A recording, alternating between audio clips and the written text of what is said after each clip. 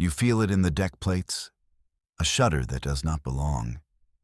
It is not the familiar hum of the life support, nor is it the deep thrum of the engine core. This is something else entirely, a tremor from a place of ghosts.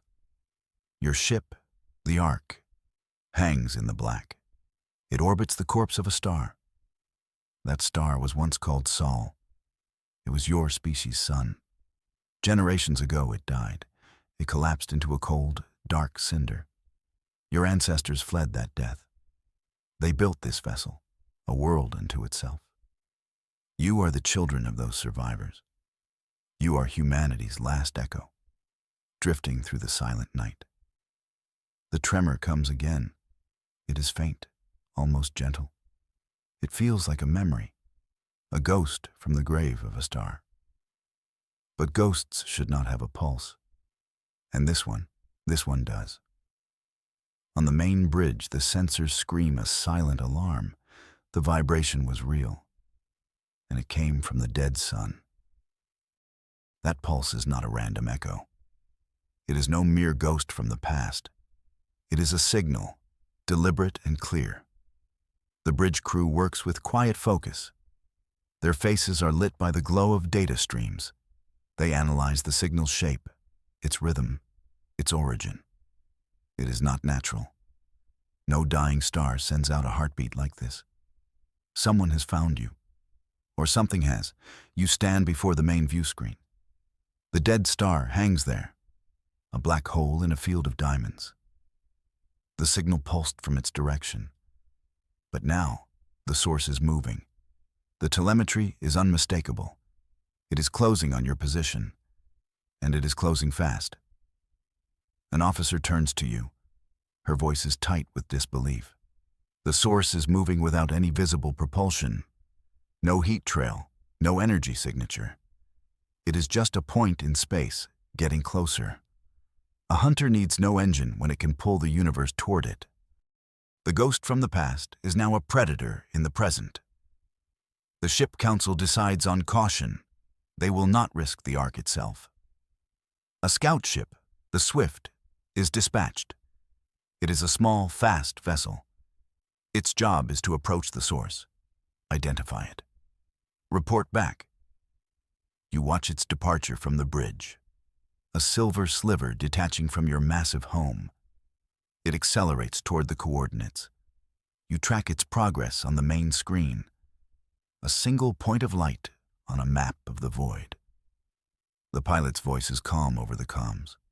He reports nothing unusual, just empty space, the dead star, the endless, silent dark. He is 5 minutes from the signal's last known location. 4 minutes. 3. The Swift gets closer. The crew on the bridge holds a collective breath. The pilot speaks again. He sees something, or rather, a lack of something. A patch of space that is too dark. A hole where stars should be. Then, nothing. The Swift's signal vanishes. Its light on the map blinks out. There is no explosion, no distress call. Just a sudden and complete silence. Fear is a cold thing. It settles on the bridge. The scout ship is gone. Its crew of 4, gone. The council is paralyzed by the event. They call it an anomaly, a sensor malfunction. But you know what you saw. You saw a candle flame extinguished. You need answers. The official channels are closed, so you open your own. You access the forbidden archives. The ship's oldest, most protected data logs. They are from the Exodus era, the time your ancestors fled the dying Earth. These are the records of their fear. Most of the files are corrupted, but you find fragments. A captain's log, a scientist's frantic notes.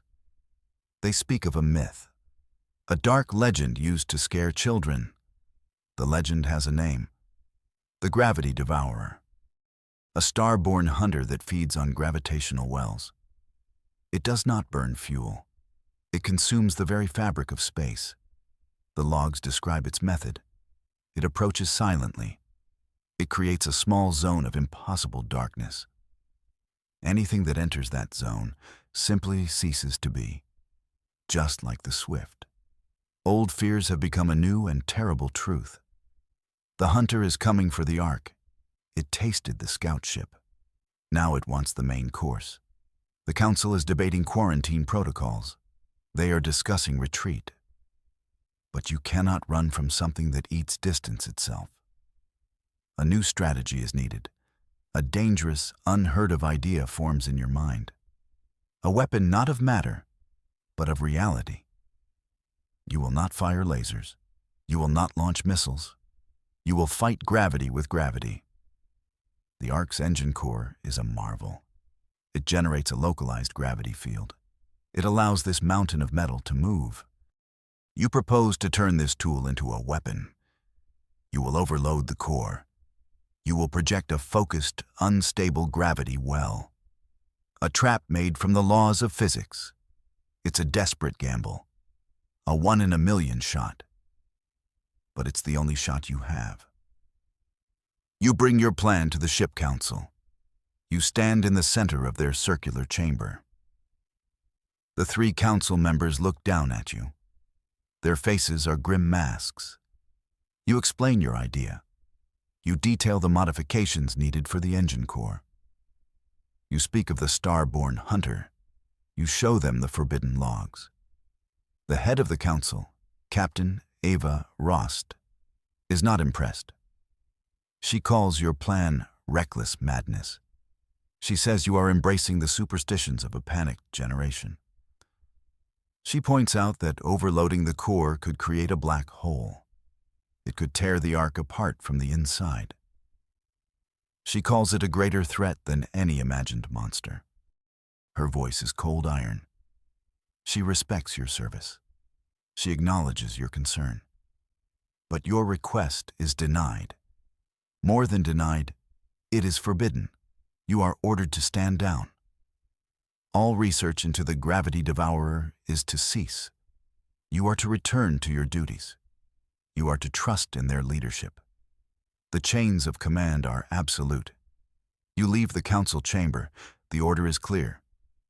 But as you walk back to the bridge, you see it. You see it in the eyes of the crew. They saw the swift vanish. They have felt the tremors. They have heard the whispers from the old logs. They do not trust the council's caution. They are looking for a leader. They are looking at you. Your chief engineer, a man named Kenji, approaches you. He is old enough to remember his grandfather's stories. Stories of the dark things that chased humanity from its home. He tells you the engineering team is ready. They heard your proposal through back channels. They believe in it. They believe in you. The choice is now yours. Obey the council and condemn everyone to a silent, certain doom. Or commit mutiny and risk everything on a madman's plan. You look at Kenji. You look at the hopeful, fearful faces of the crew. The decision is not a decision at all. It is an answer to a single question. Will you let your people die? The answer is no. The takeover is quiet. There is no struggle, no alarms. You walk into engineering. Kenji is at your side. The council's loyalists, the shift supervisors, do not interfere. They simply step aside. They see the resolve in your eyes. They see the entire engineering staff standing behind you. The heart of the ship is now yours. The work begins. It is a race against an unseen clock. Your team bypasses the core's safety protocols. They reroute power conduits. They write new code on the fly. You are standing on a precipice. Below you is the ship's engine, a contained sun, a beast of unimaginable power. You are not just taming it. You are teaching it to bite. Every minute feels like an hour. The ship's internal gravity flickers, a sign of the strain on the system. You are building a trap made of light and time, a cage of bent space, and you can only hope you finish it before the hunter arrives, before the void itself comes to feed. Then it appears. A klaxon blares on the bridge. a proximity alert. You look at the main view screen. There, against the backdrop of distant stars, is a perfect circle of nothing.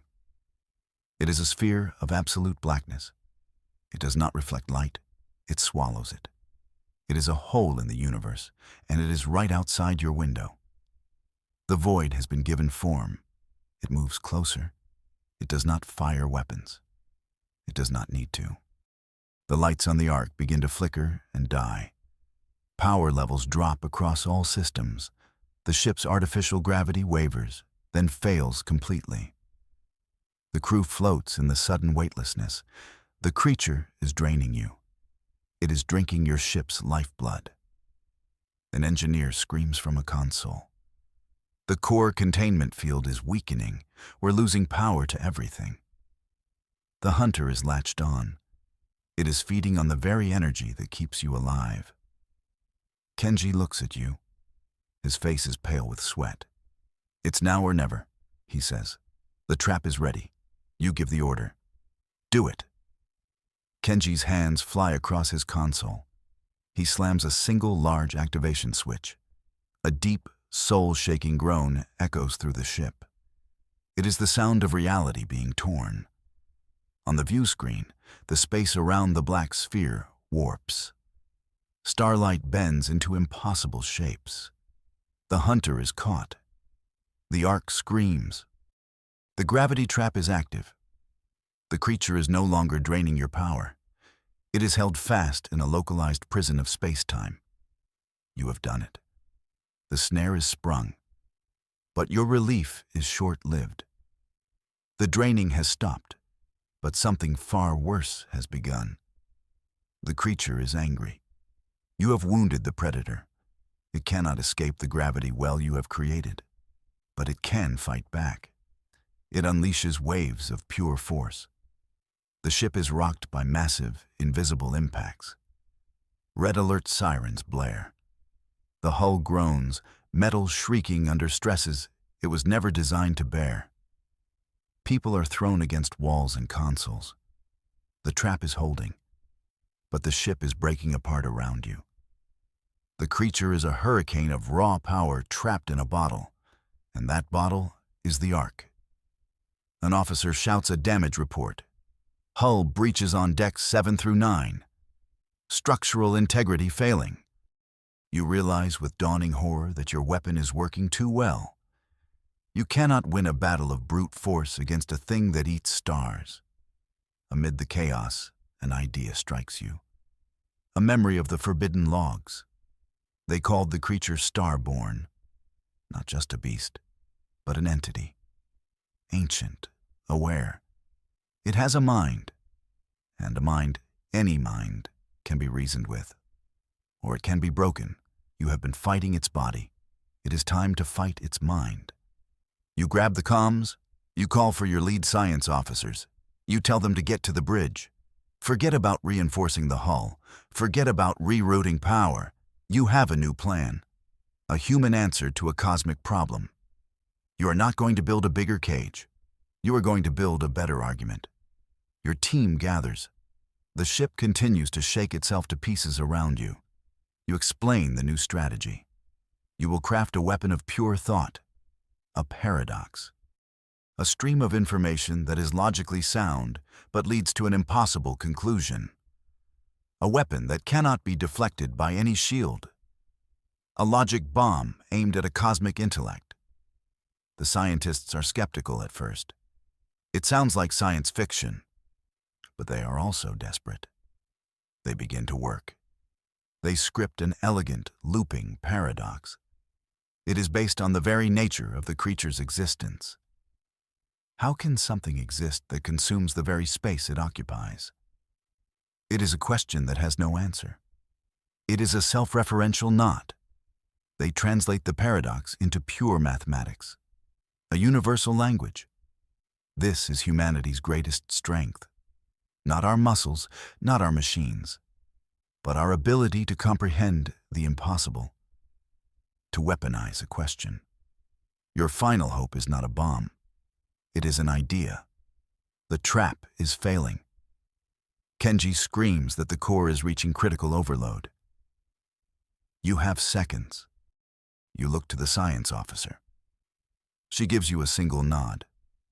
The logic bomb is ready. You give your final command. Channel everything, every last drop of power we have.